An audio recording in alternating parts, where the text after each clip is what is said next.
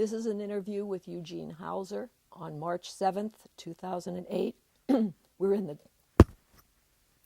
Could you stop just a minute? This is an interview with Eugene Houser on March 7th, 2008. We're in the studio at WILL TV in Campbell Hall, Urbana, Illinois. Henry Radcliffe is doing the videotaping, and my name is Nancy Rotzel. Okay. World War II. Where were you when it started?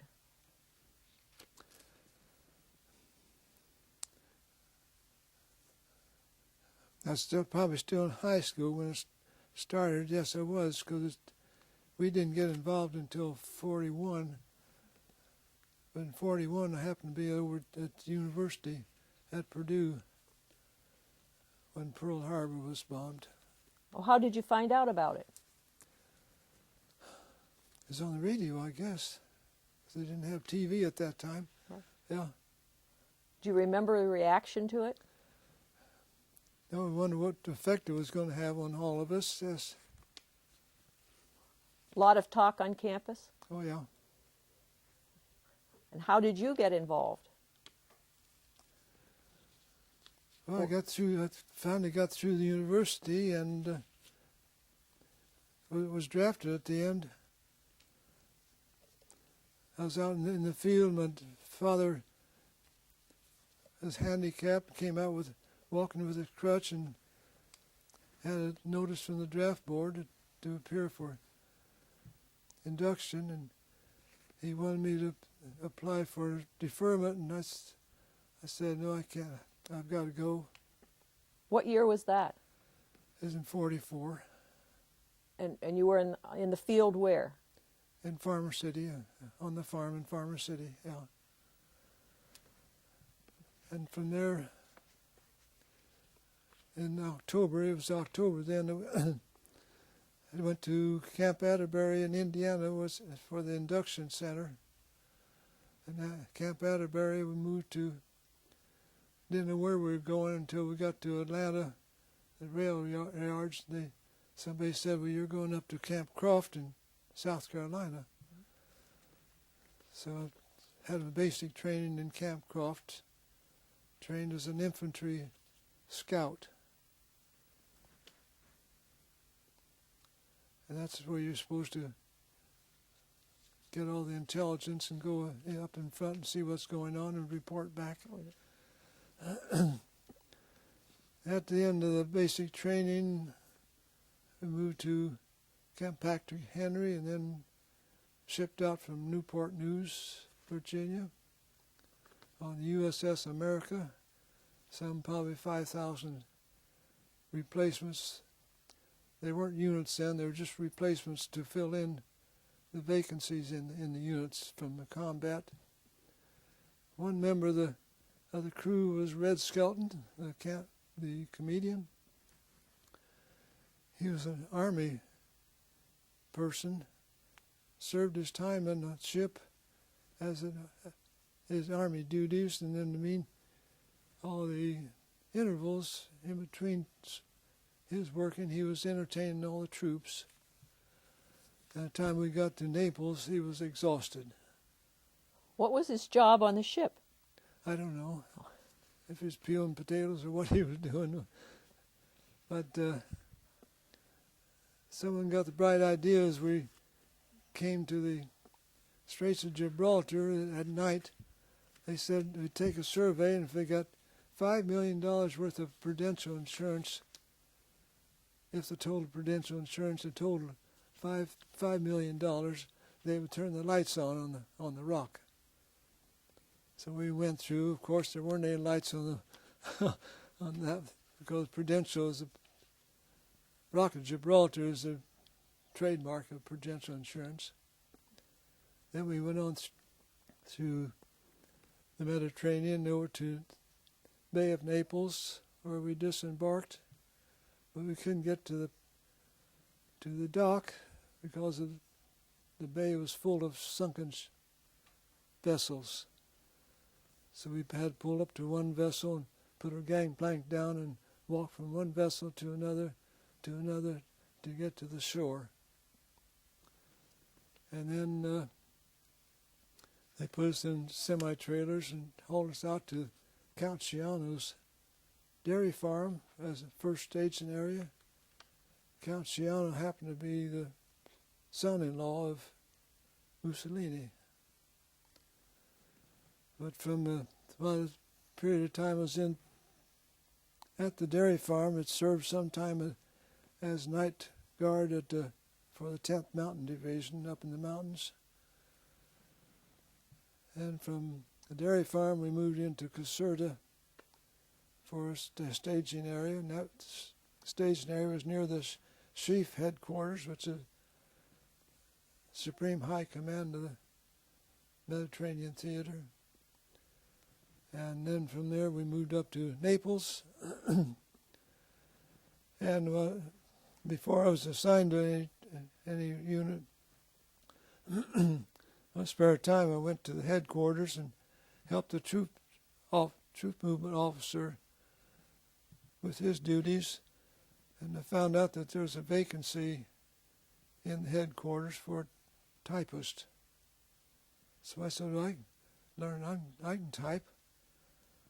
So they got assigned to the forms writing unit, which cut orders for incoming troops and sent these with their orders, send them up to the front or wherever they're needed, wherever the replacements were needed. That was the forms writing unit. And becoming a typist, I got rid of my scout MOS, became a clerk typist. Kind of an envious position if you're not, rather than going up to the front with a rifle. And from Naples, we received troops coming in, because that was a port, and sent them up to the front, and we received troops coming back from the front who had enough points to be discharged, or they were being transferred to the Pacific Theater. Whenever a ship came in with troops, we loaded up with people going back. So those ships were victory ships or liberty ships or battleships or aircraft carriers. Aircraft carriers would take 8 or 10 personnel back to the States. How did you decide which ones were going to go, or where to place them? On their, as they came into the depot. So they needed a certain number of points to go home. Yes. And when you were sending them in as replacements, how did you know which ones went where? Well, if they had enough points, they came to us, and we sent them home, and we'd send up replacements for those people. And those who didn't have enough points, had a few points, were, of course, transferred to the Pacific Theater, because they were starving for replacements out there. We had personnel on Iwo Jima and New Guinea. We had fellows in New Guinea that were fighting hand to hand for 36 or 38 days without any replacements, because all the replacements are going to Europe. And finally, when Europe was liberated, then we sent the replacements out to the Pacific Theater. My job as a typist, yes, was just an 8-hour shift, very, very lenient. And in our spare time, at Naples, on the weekends, we could go out to Pompeii, learn all about Pompeii, or climb Mount Vesuvius, the lava-crusted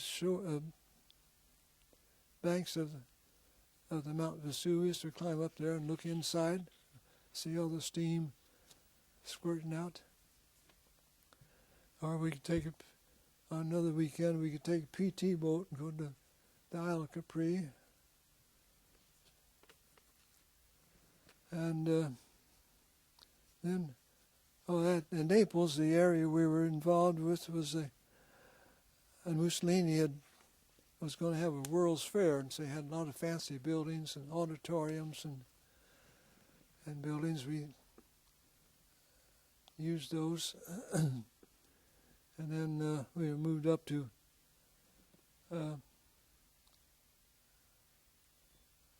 Florence. But while we were in Naples, we had R&R every 3 months. We could go up to Rome for a week. And in Rome, before going to Rome, I went to the Red Cross because I didn't know anything. What about Italy or what about Rome? So I went to the Red Cross and looked in the encyclopedias. What was there in Rome? And of course, there's the Vatican and all the ruins. So when I went to Rome, first thing I did was went to the St. Peter's Cathedral and saw the Swiss Guards. And my ancestors are Swiss. So I took it upon myself to go into the Swiss canteen. I was in uniform. I went into the canteen where the Swiss Guards rested and had coffee and so forth. I asked if any of them could speak English, and they referred me to a Smith Noya, and we visited for a couple of hours. He said, tomorrow's my day off. If you come back, I'll take you on a tour of Rome. So we saw Rome on foot with a Swiss Guard as a guide. Thought that was unique. And then from Naples we moved up to Florence for 2 months, and doing the same thing, processing troops. And on the weekends we'd go into Florence and get our hair cut and tour the Pizzi Palace and see the Ponte Vecchio. Got very acquainted with Florence and the city of Florence. And then we moved to Marina di Pisa. And there we were stationed on a farm, and in the second floor of the barn where we slept, we could look out the window and we could see the Leaning Tower. Of course, on the weekends we'd go into Pisa, and I had the pleasure of climbing the circular stairway clear to the top of the tower, and the huge bells up there that they rang. So we would get on the arm of the bell and get this thing swinging, and it would swing us. It'd pick us up the floor, and we'd swing back and forth on that big beat bell. The natives didn't like that, or the paisans didn't like that because they used the bells for emergencies. If we were up there ringing the bells, that wasn't protocol. And later on they found out that the ringing the bells deteriorated the foundation, or it wasn't good for the stability of the tower. And maybe 40 years later they prohibited anybody from climbing the tower until they found out how to stabilize it. How did you keep track of what was going on in the different theaters of war? Well, that came down through we had the Stars and Stripes, the daily paper, and we kept track of the progress up there and in the Pacific. And of course we read Bill Malden's cartoons of William Joad, and I got 3 or 4 books of his. But anyway, from then we moved on into Leghorn, Italy, which is another port city, and ships would come in there, and we'd process troops again. And on R&R, we had one R&R that went to Switzerland, a tour, one-week tour. And if we had Swiss relatives, a blood relative, we could stay with the blood relative instead of staying with the tour. And so a distant cousin of mine became a grandfather. And so I was able to stay with him. And he took us around to where our ancestors grew up and went to school and went to church in Schwarzenberg and Riggersburg.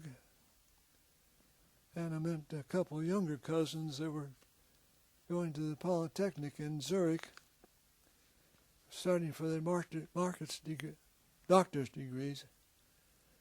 And we became fast friends, and he came over here after the war several times, as he was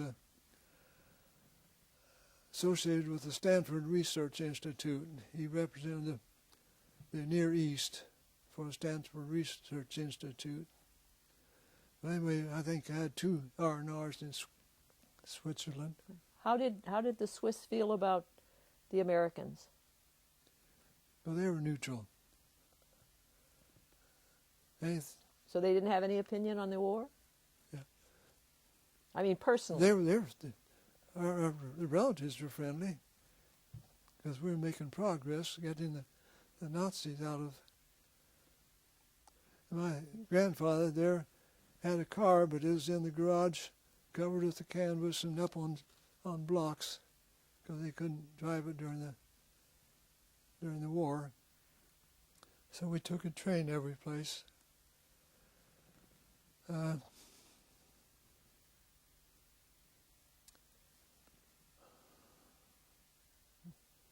What year was this by this point? This is in 45 and 46. In 45, Roosevelt died while I was en route to Italy. In April 45, was it? And what was the reaction to that? Well, he became one of us then. He was just a person, a body that passed on. So we were wondering about who was going to replace him, because he'd been in president for, 4 terms.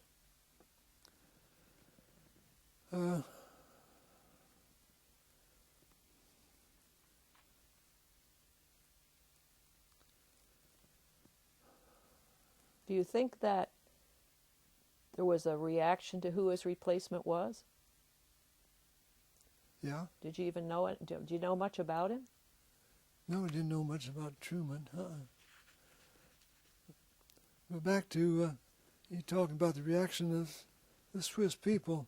Switzerland was neutral, and we weren't allowed to fly over Switzerland. But one of our planes, our bombers, did fly over and the aircraft crew radioed up to him, and they fired at him. And he said, "You're flying over Swiss territory. We're going to fire on you." And they did, and he says, Your shells are bursting at 21,000. I'm flying at 24,000." And they said, "We know it."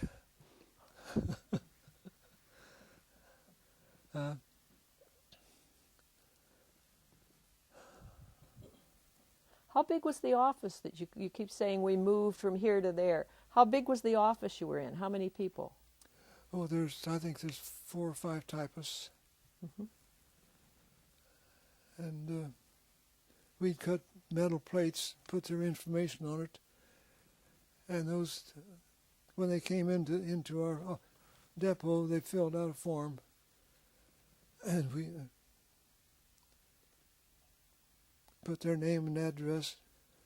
Whether, like on the dog tag, they had their name and their religion and their blood type on these plates, and off these plates they'd get their name and put them on with an addressograph machine. We'd cut the long troop movement orders, And then the next day we'd go out and call off the names and put them on the trucks. And in Leghorn, well, every evening I'd check the incoming troops for anybody from DeWitt County or Farmer City, and I happened to find one that was Kenneth Westray from the DeWitt County, had been the DeWitt County Sheriff, and he was in the MPs in the Army.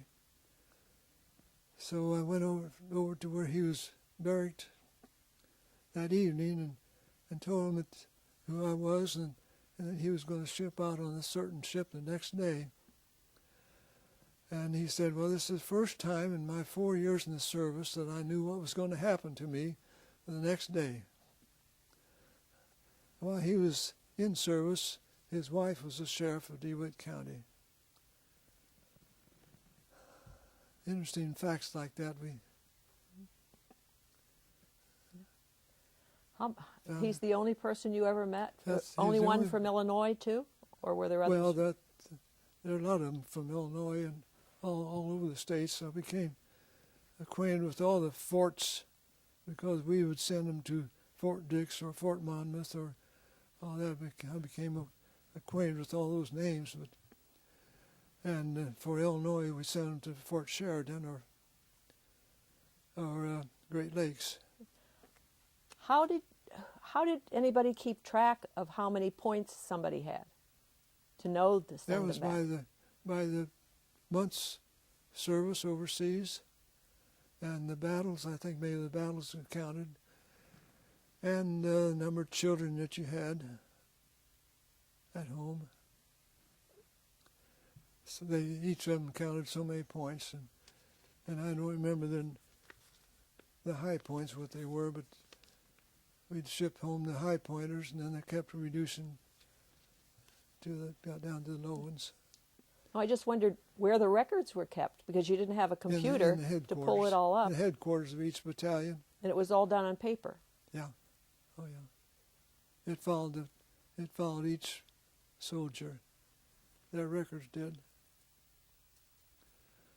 And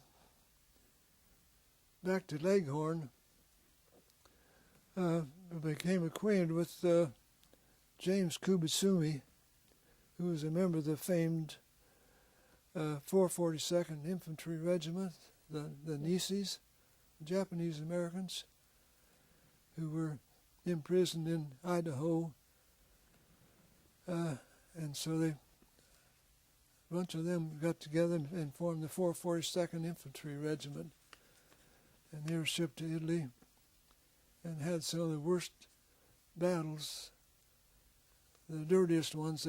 They put these Nisis in, and they had the highest casualties, but they're all successful battles. Very outstanding service.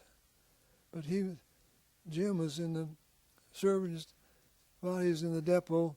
He worked at the motor pool and found out that the government was selling surplus vehicles and the surplus Jeeps, and for $150 you could, if you're a sergeant or higher, you could buy a Jeep and it would be sent home as baggage.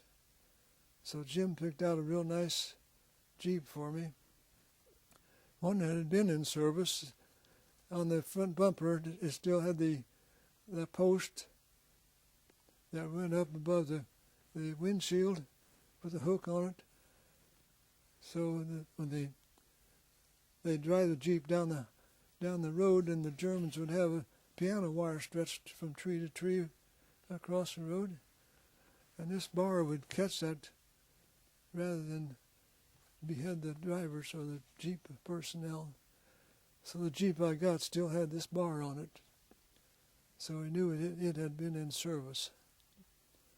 But I brought it home and used it for a run around driving livestock and some field work, pulling a rotary hoe and so forth, for about 10 years until I wore it out. What rank were you that you were able to I get was one of those? a sergeant. Tech sergeant. And anyway, I got Jim Kubasumi to come get on I got him booked on the same ship that I came home on. It was the Lehigh Victory. Took 12 days to do that. And picked up the Jeep, came on home back to the farm and got married to Jan, who was a former Purdue student. What year was that? That was in '46. She always claims that I brought her from Indiana to Illinois to improve the bloodlines. And then Did you find it hard to come back and adjust to no, being on the farm? came right back into the harvest time. But my crippled, handicapped father had to put up for 2 years, put up with whoever was available to help with the farm work. I felt bad about leaving him, but I couldn't. I couldn't not serve. Were there a lot of people that you knew from Farmer City who were already in the service when you, Yeah. friends? In fact, about 12 years ago, there was a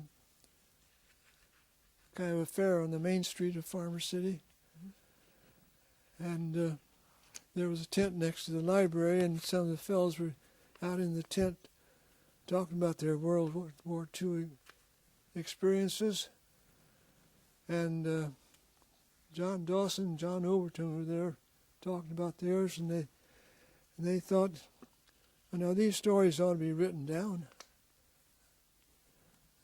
for history. And so John Dawson, John Overton, and Fred Graff started collecting stories, and then they needed another accomplice, so I joined them. And it took 8 years to get books, stories for our book. And it was about 1995 or so before the four fellows started talking about their experiences. Some of them were too horrible to talk about, and others they didn't think anybody would be interested in. But we got a couple of them to tell their stories, like from this tent. We recorded those, and then other people heard those stories, and they said, well, I've got something I can say. And should I say this about Dick Smith, who has farmed south of Parnell for 50 years. He was just a farmer. And I met him in the Carl Clinic in the waiting room, and his grandson and his wife were with him. And I said, Dick, you were in the World War II. Have you recorded your story? And he says, no, nobody's interested. And I said, you haven't even told your wife what you did? And he said, no. And I said, well, Dick, you should do that. I don't know where you were, but you should write your story. About 2 weeks later, he gave a story to John Dawson. And a week or so later, he said, I've got some more I can add to that story. And one of the interesting facts was that we learned from him that he had been a cook on the Bowfin submarine. And for a couple of days, it was docked in the Bay of Naples. And they saw a train regularly go past on a trestle. And that was enticing. So they got permission, the captain got permission to fire the last torpedo. And they knocked that trestle out from underneath that train. And as far as we know, that was the only submarine that was ever credited with sinking a train. And that same submarine was out later on was out in the ocean, and their compass went out of commission for some reason. It was a cloudy night. The navigator couldn't find out where he was from the stars, so he told the captain, as far as I know, we're 5 miles north on the Burma Road. What's your book called? Our book was called Their Roles Remembered. R-O-L-E-S, Their Roles. That's stories of what they did. We collected 650 names, and all that we could find out about most of them, maybe 400 of them had stories, like Dick Smith's or Dr. Richard Watson's, or Bill Howard. Bill Howard came back and became a principal around one of the suburbs, but he was a pilot on a B-17 that was shot down, and he stayed with the plane until he saw all his crew bail out, and then he bailed out, and he saw every one of those parachuting out was killed before they hit ground. And when he got down to the ground, he, as well as some others, the natives would come after him with pitchforks or whatever they had to kill them, because they had bombed their houses, they bombed their cities. They're real aggravated at the fact that there's a chance to get back at them. So when he was teaching history, modern history in school, it came to the World War period, he couldn't talk about it. Was that true of a lot of the men that you got to write, that they hadn't talked about it before? Yeah. Then they finally loosened up and talked. Think it's easier to write about it than talk about it? Yeah, probably. So some of them just gave you the written thing and didn't talk about it? Another Air Force veteran was Dean, was Dean Holman. His plane was shot down, and as he was floating down from his plane, before he got to ground, a German fighter plane passed him.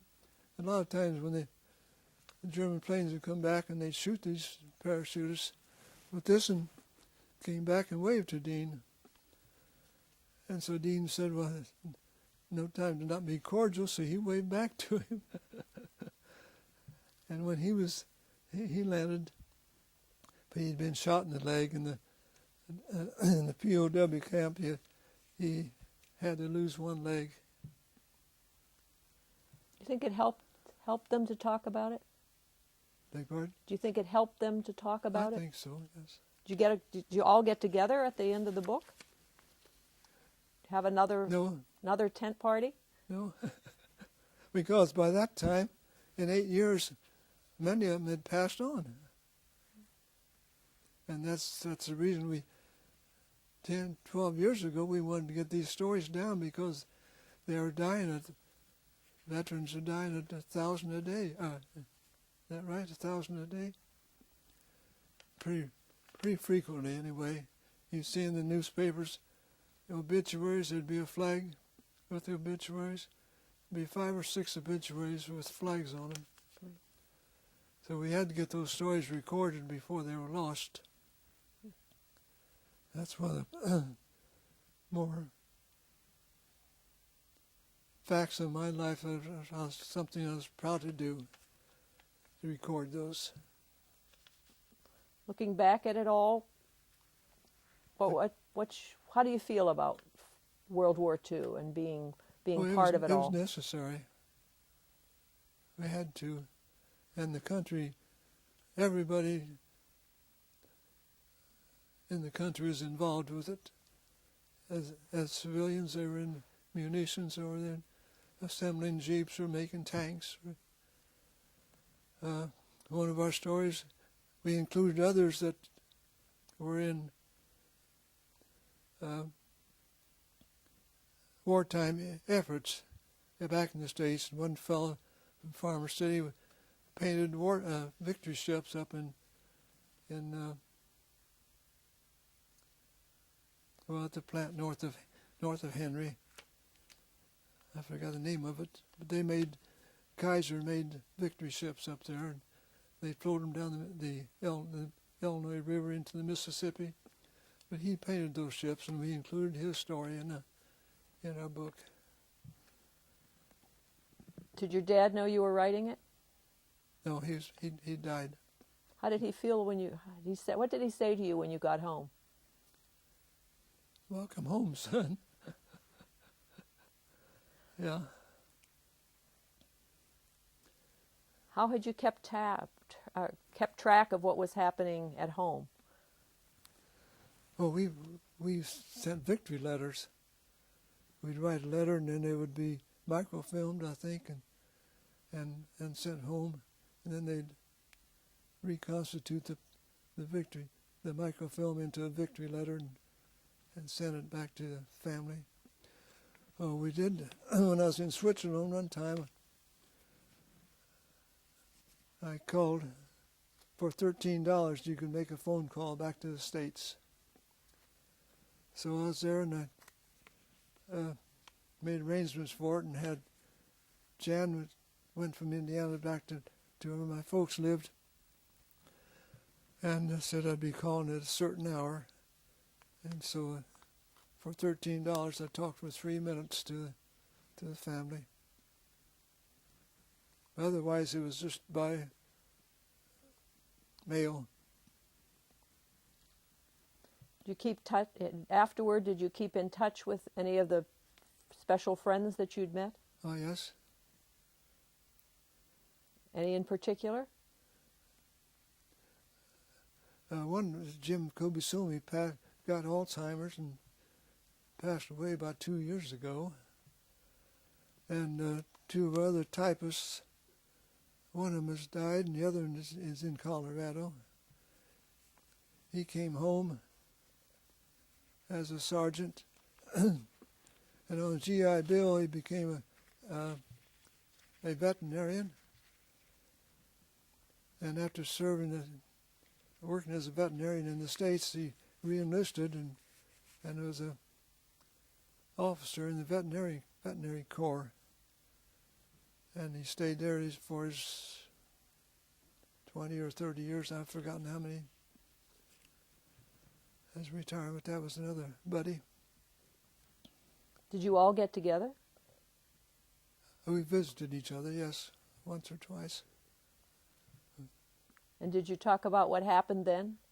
No, we just talked about our families. Not until the book.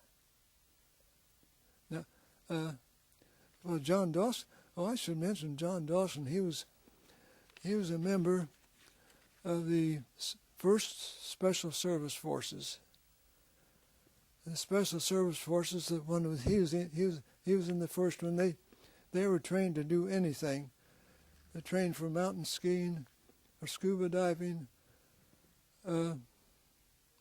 infantrymen. They were sent to the Aleutian Islands, and when they got up there, they invaded it, and they found out the Japanese had already abandoned the Kiska, the island, and they're shipped to Norway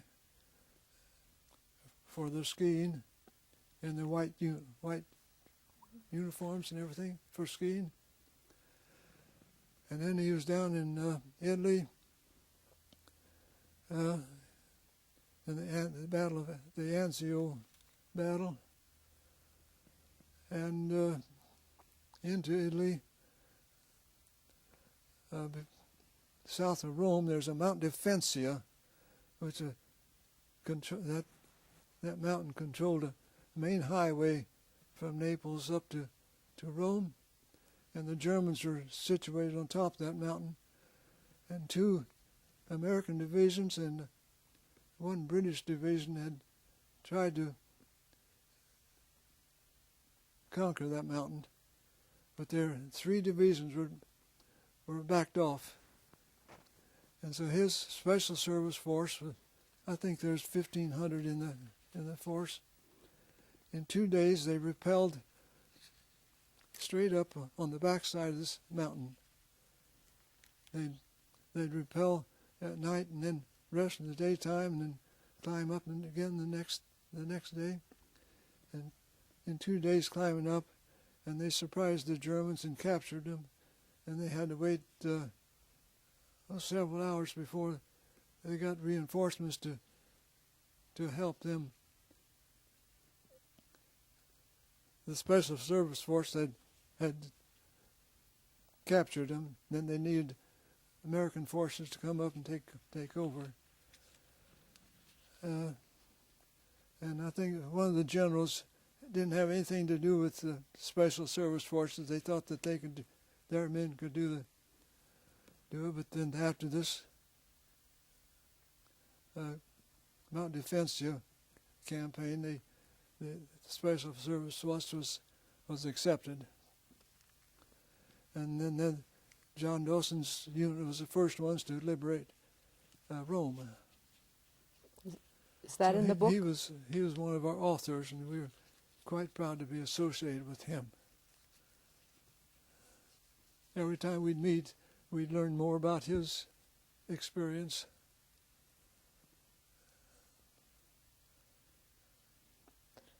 About taking Mount Defensia and fighting on Anzio. His unit became the I've forgotten. Anyway, they'd go out at night and capture the Germans, kill the Germans. And they became the Devil's Brigade. There's been a couple of movies made about the Devil's Brigade. And it was this first service force that John Dawson is a member of. You obviously have a lot of respect for all of the different experiences and that John people Dawson, the other author, was an interrogator for German prisoners up in Germany. He spoke German? He spoke. Was that something he learned in order to do that? He was taught that 2 years in the service, and then they sent him over as an interpreter. If you were going to tell a grandson something about World War II, what would it be?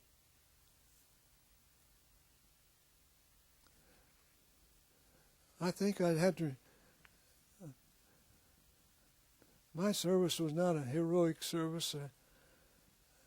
I'd try to bring out what some of the other soldiers did, but I'd probably tell them that I was a clerk typist, and all my education, high school and college, the only course that helped me was my typing course. That got me out of the infantry as a clerk typist, and otherwise I might have been up there in the front. Right. What would you tell them about the whole war, not even just your part of it? Oh.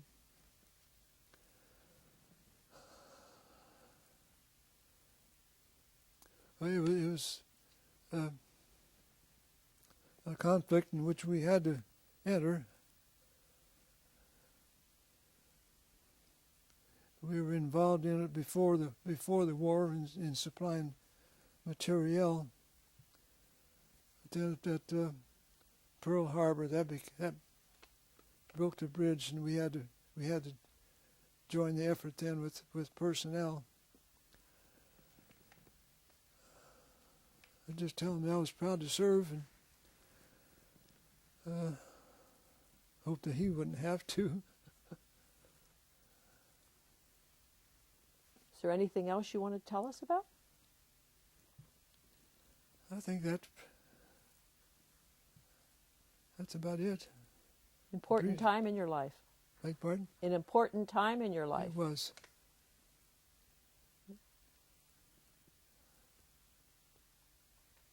Is that 2 years. we went.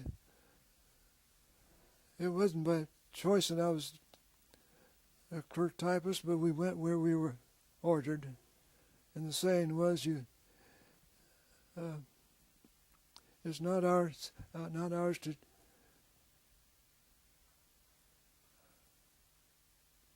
It's not our choice. What is that? I've forgotten. The do or die? Yeah, it ends up. Yeah.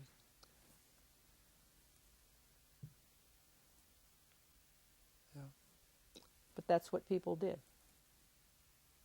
It's not ours to reason why, but ours is to do or die. And that's it. Not to reason why. Okay.